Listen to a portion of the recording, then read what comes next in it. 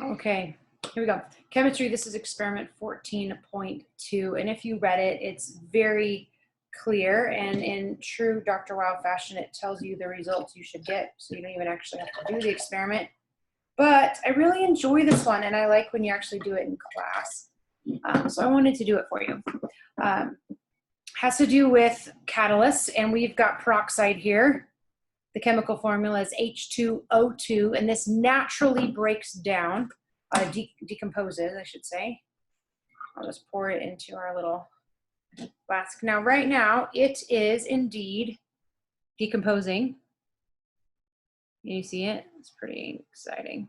It is breaking down into water and oxygen. So if you had this for long enough and it was naturally decomposing, breaking down, you would end up with a glass full of water and wonderful oxygen to breathe. Oh, it's a bug. But what you can see is about nothing is happening. It's so slow.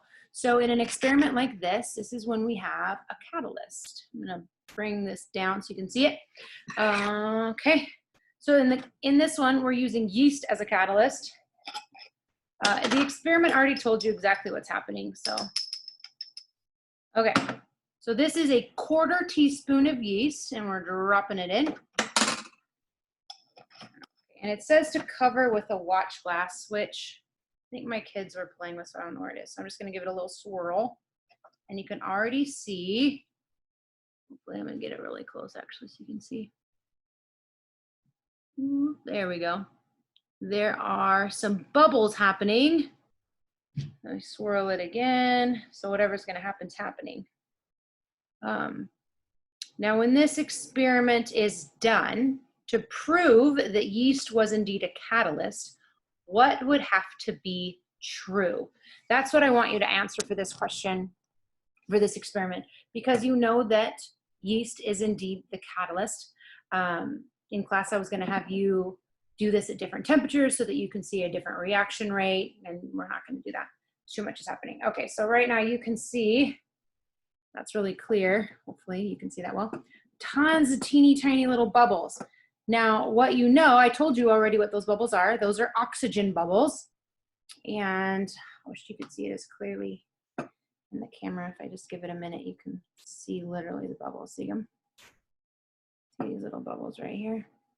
Those are teeny oxygen bubbles, and it's decomposing. That's what's happening. So the question for this lab that I want you to answer, you don't need to put down the procedure, you don't need to do the entire lab, but I need you to tell me, what would I need to do to prove that yeast is indeed a catalyst in this experiment? I told you that it was, but how could you prove it? That is the question. It doesn't even, like when you feed yeast sugar, it has a certain smell. Oh, look at, now you can see how big those bubbles are. Yeah. Okay. You know the question. That's all I want for your lab write-up. And that's it. Have a good day.